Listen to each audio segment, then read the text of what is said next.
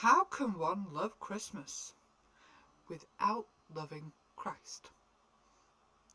Whether you believe he existed or not, whether you believe he was the Son of God or not, can you still appreciate Christmas without having any religious ties?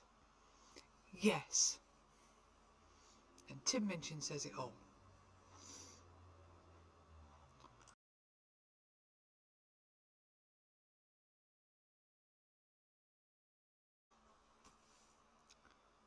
I've said it multiple times, I am not a religious person. So how can I love Christmas so much without that religion being involved? And I say it to several people. The Midwinter Festival has very little to do with any kind of Messiah. It has been going on long before the oldest religion we have, which I believe is Judaism. There has been some kind of celebration of the changing of the seasons, usually around the solstice. So we've already got to the darkest night, the nights are going to start getting brighter again. And yes, this is a Northern Hemisphere thing. It's not a Southern Hemisphere thing.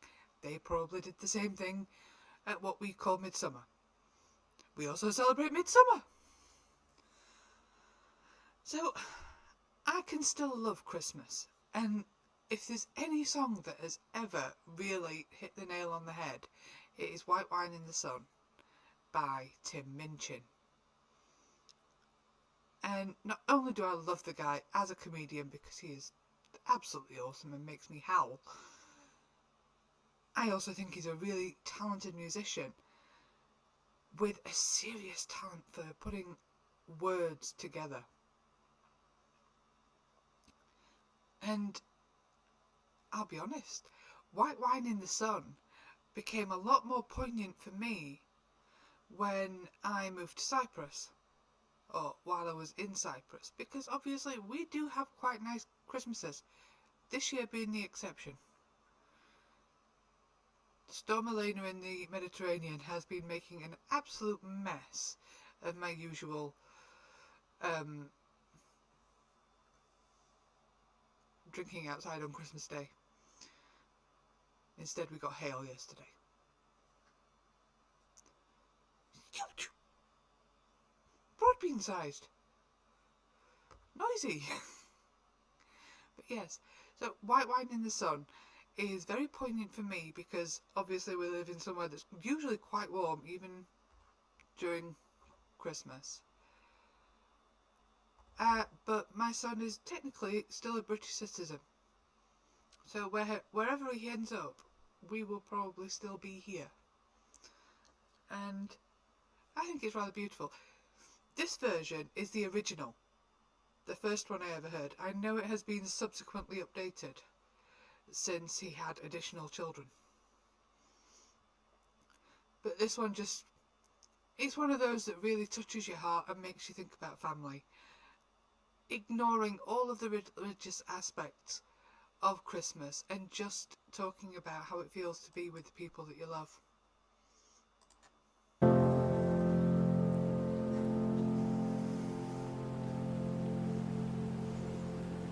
I really like Christmas. It's sentimental, I know, but I just really like it.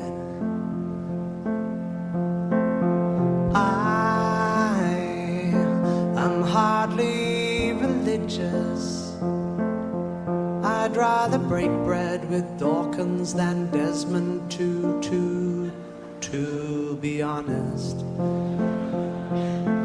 And yes, I have all of the usual objections to consumerism, to the commercialization of an ancient religion, to the westernization of a dead Palestinian press ganged into selling PlayStations and beer.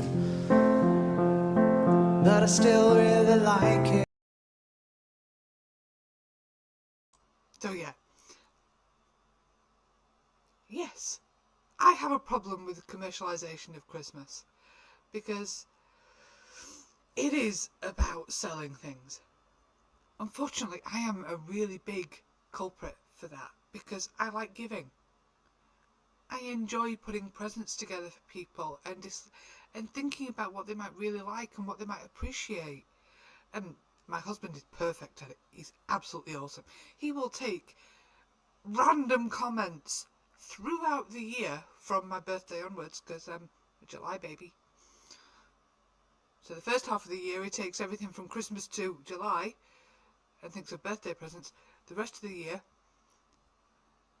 Christmas. And he's got an awesome memory for that. But yes, we like giving. It's not a case of giving and receiving. We like giving. So yes, we are huge culprits for the whole commercialisation thing. But the whole idea of giving is that we actually appreciate the person that we're giving to. It's not just for the sake of giving.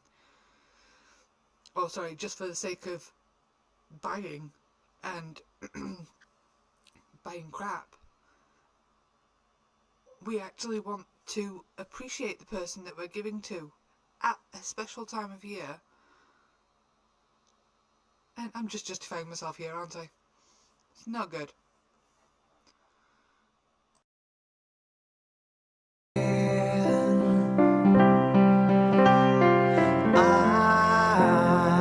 I'm looking forward to Christmas, though I'm not expecting a visit from Jesus.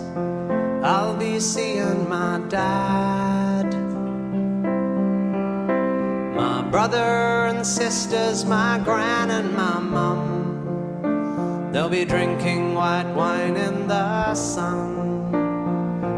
I'll be seeing my dad, my brother and sisters, my gran and my mum. They'll be drinking white wine in the sun.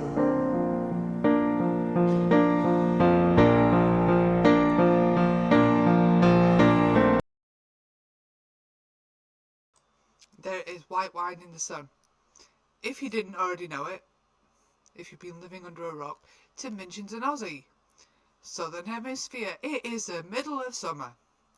They will be having a barbecue. They will not be stuffing themselves with turkey. Well, I don't think so. Heck, even in Cyprus, Christmas dinner is not turkey and all the trimmings here. Christmas dinner's souvlaki. And trust me, my next door neighbours smelled absolutely divine on Christmas Day.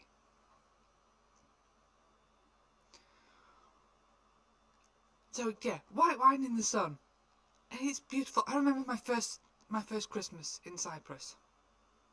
It was 25 degrees on Christmas Day, and I was sitting outside with a glass of white wine. I don't usually drink white wine. I'm a red wine drinker. But it was still too hot to drink red wine. So, this is quite appropriate for our family existence. And I do wish I could see my family more often. But my brother has twin girls. It's not easy for him to travel. Or cheap.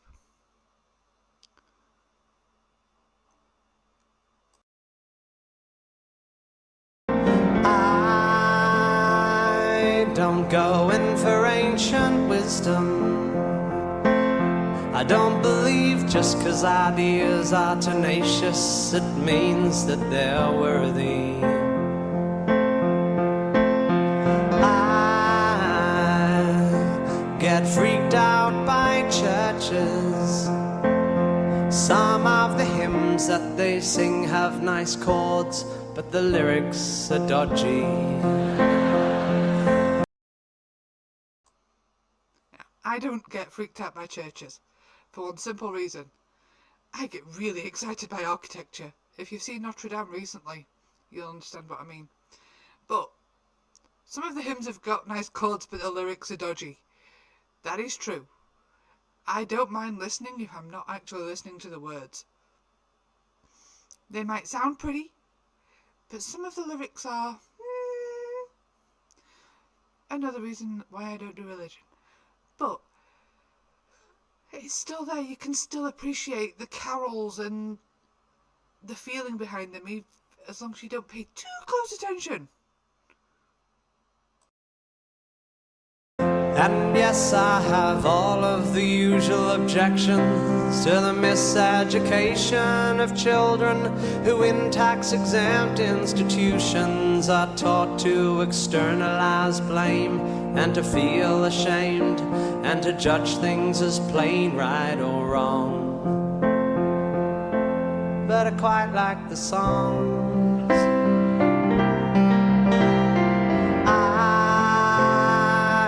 I'm not expecting big presents. The old combination of socks, jocks, and chocolates is just fine by me.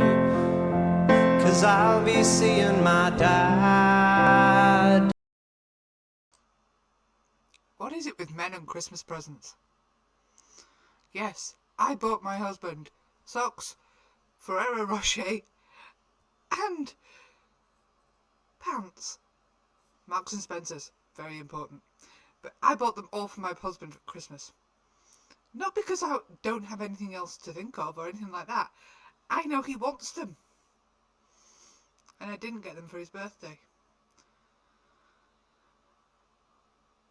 But yeah, what is it with men and presents and they always get socks, jocks and chocolates? My brother and sisters, my gran and my mum, they'll be drinking white wine in the sun. I'll be seeing my dad. My brother and sisters, my gran and my mum, they'll be drinking white wine in the sun. And you, my baby girl, my jet-lagged infant daughter, you'll be handed round the room like a puppy at a primary school. And you won't understand, but you will learn someday that wherever you are and whatever you face, these are the people who make you feel safe in this world.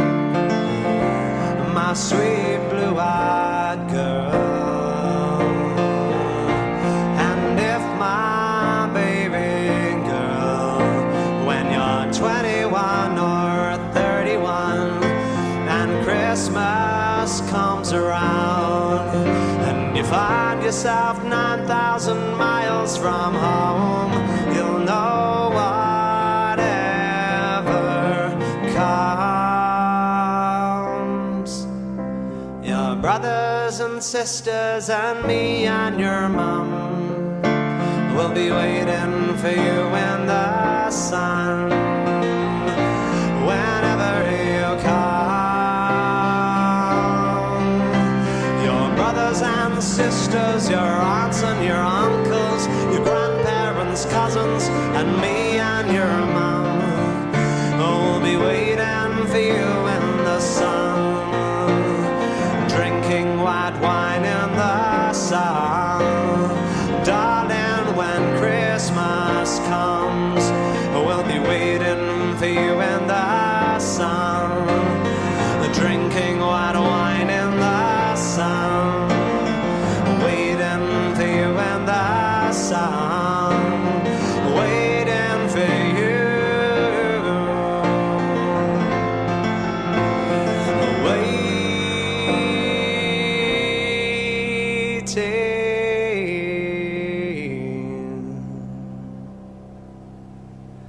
I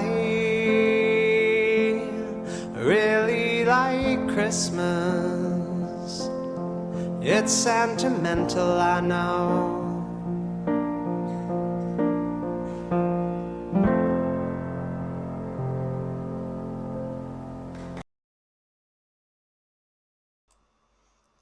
Now, talks about his daughter in that one, and I know he's updated it since. But that's what it was like. Technically, I didn't take my son home when he was an infant. Or technically it was, but we went back to the UK when my son was 8, nearly 9 months old. And that was just what it was like. He was handed round the room to my parents, my uncles, cousins, quasi-aunts and uncles, and de facto cousins, because we've got a lot of those, and second and third cousins and things like that. And while technically he was handed round the room, he was also an early walker, so he kept walking off and running away with the doorstops. Yeah, I had a very strange 8-month-old. But that was just what it was like, and he has managed, or we have managed, through FaceTime and the infrequent visits, he knows who his people are. So we've not done too badly. And we're still going to be here for him. Whenever he... Because this is the only home he's ever known. He was born here. He's grown up here. He went to a Greek-speaking kindergarten. And he learned Greek at school. It's actually an English-speaking school because we found he struggled. But he's always going to call this home. The UK is not his home. He wasn't born there. He doesn't have huge ties to the place. But I think home is always going to be where your family are. And the people who love you. And I think that's why I love that song so much. It kind of talks about why you can love Christmas without loving what's behind it. Or the religious implications of it. You can still love Christmas without actually giving a damn about Chris. So, it's a beautiful song. And even though his comedic works are just as hilarious, just as touching and insightful, that one just hits my heart. And I have to fight not to cry. But yeah, if anyone ever asks you, or if you are not religious, and anyone asks you why you still like Christmas, you can reference Tim Minchin, because he just says it all.